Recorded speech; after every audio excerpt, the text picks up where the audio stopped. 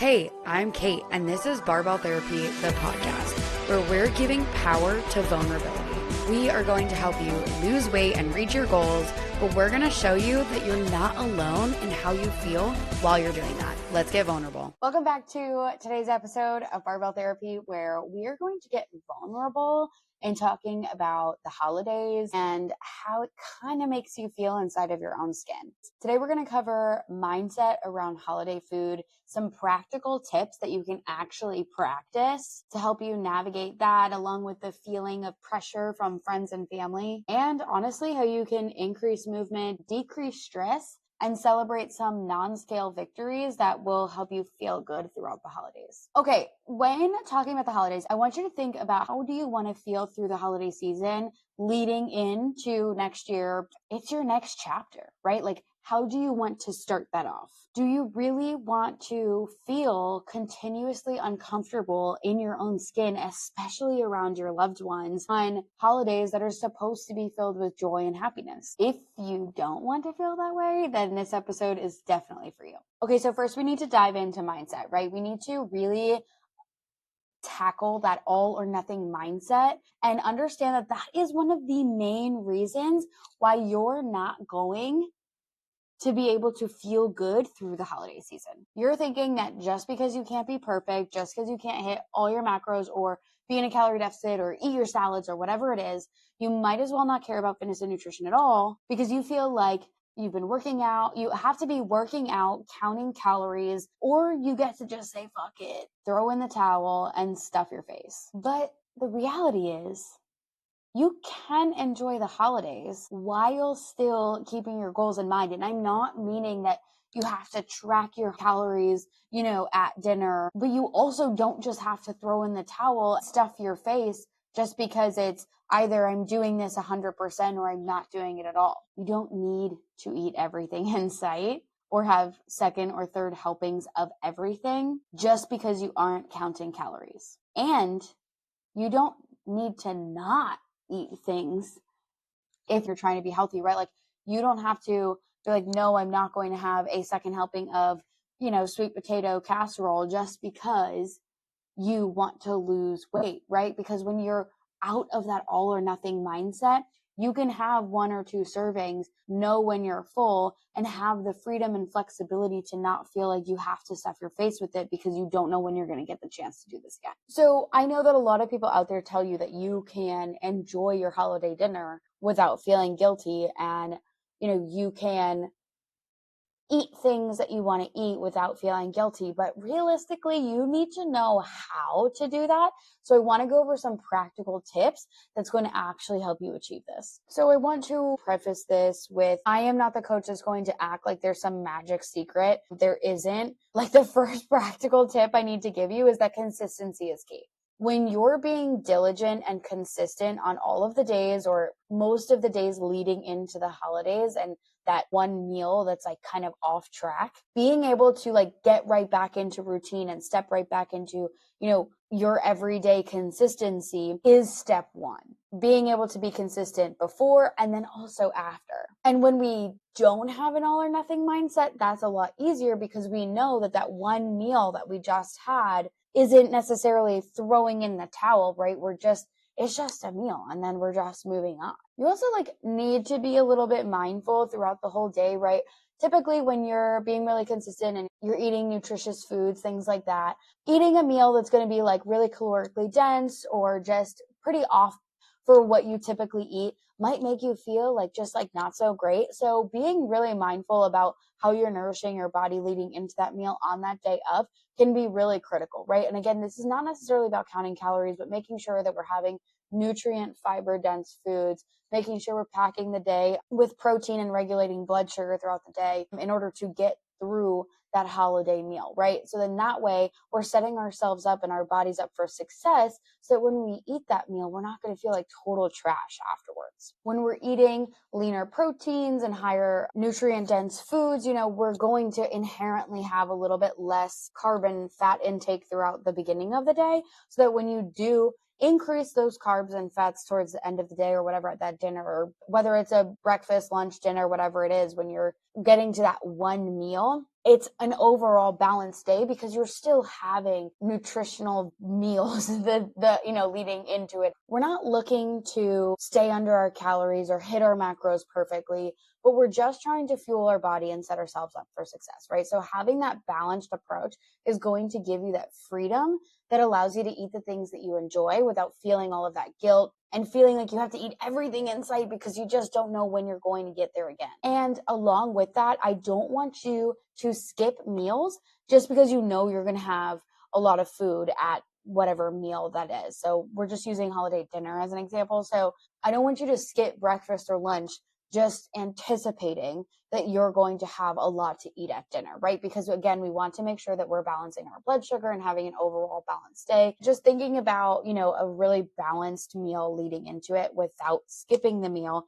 Because again, that is what's going to send you into that spiral of like, oh my gosh, I need to eat everything and you don't. Okay, let's go back to our Aunt Betty who can't keep her mouth shut about what you're eating and how you look, right? Like this is also something that we need to combat, right? Is that family pressure, family or friends, and the pressure or the comments that they make around you, your food choices, and your overall appearance. It could be good or bad, but either way, those types of comments stick with you and they make you second guess whether you want to really care or not. But let's be honest, Aunt Betty's going to say something whether you choose to care or not, right? And if we don't know about Aunt Betty, go back and listen to the episode I released right before Thanksgiving. This is just extra practice because practice makes perfect, but we're just going to go over those key steps again on how to deal with this type of pressure coming from friends and family. So I feel like we've talked about this since, I don't know if this is a golden rule or whatever. I didn't speak English back when the golden rule was applicable in my sense. Remember, we need to teach people how to treat us.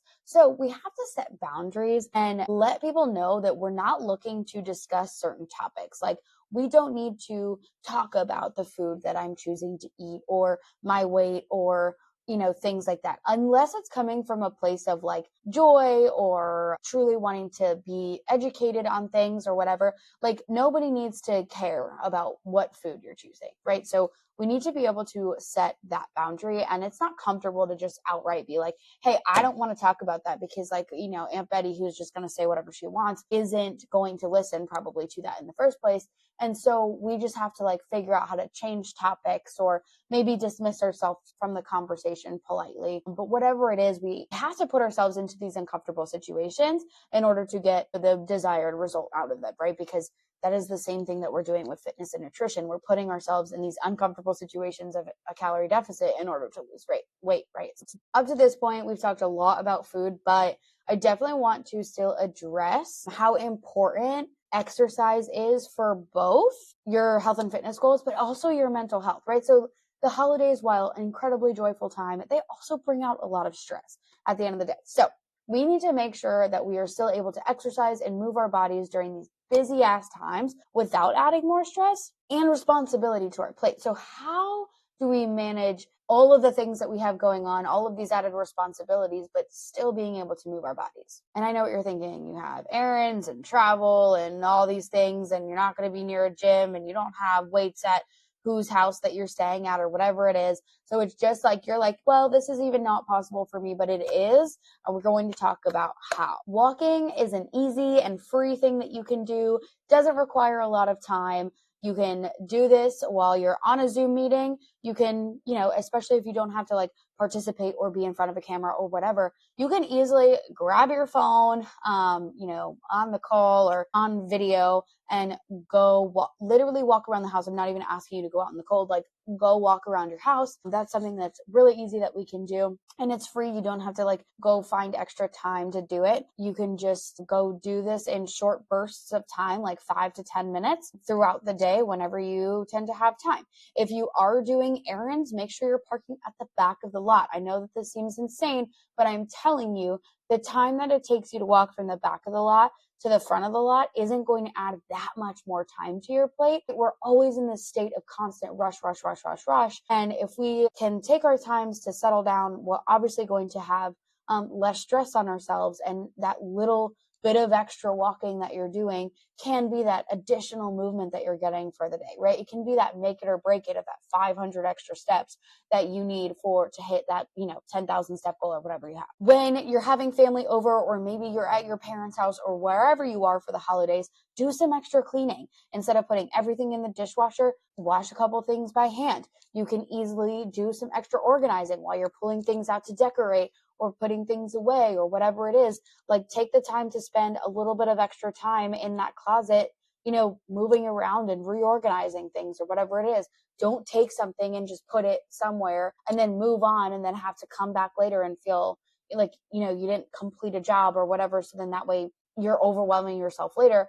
Just finish the task now. These are really easy ways that we can add movement while we're like getting ready for the house to have company, right? Making sure that when you're running errands or doing things or at work, take the stairs instead of the elevator. My rule of thumb is that if it's 4th floor or down, I'm always taking the stairs.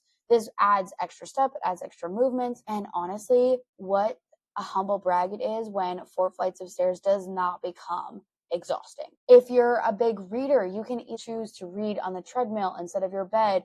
It's just finding the tasks that you're currently doing and finding a way to add movement into them without having to create an entire extra time to go get exercise in, right? Like, it's little things that we can just kind of like pile on to what we're already doing to get there, rather than having to think, oh my gosh, I need to make time to go on a 30-minute walk. But along with that, right, is also that mindset of where we just need to take some time to be really mindful about what's going on, practice some breathing techniques, keeping anxiety low, planning things ahead instead of waiting till last minute will make you feel a whole lot less stressed and overwhelmed. So making sure that we're getting ahead on tasks, getting ahead on things to make sure that we are not continuously adding to that stress, right? It seems overwhelming to think about it right now, but think about how much more overwhelming it is when you get to the crunch line and then you're like, oh my gosh, I have no time. I have to figure this out right now, right? So if we can just like plan errands or plan tasks ahead of time, we can really save ourselves a lot in the long run. And then we also just need to remind ourselves that the scale is probably not the friendliest of things right now. So we need to focus on some non-scale victories, right? So we can focus on the fact that you're actually spending time with your family and being present without being so worried about all of your health and fitness goals and whether you're throwing in the towel or not. You can celebrate the fact that you're actually starting to feel comfortable in your own skin around your friends and family, and that is going to bring a version of you that you yourself have been longing for and your family has also probably been longing for. But you can also celebrate the fact that you are actually pushing yourself outside of your comfort zone to achieve your health and fitness goals and prioritizing yourself and your well-being and doing what's necessary in order to prioritize yourself, right? So kind of to wrap this all up, I want to ask you again, how do you want to feel going into the new year?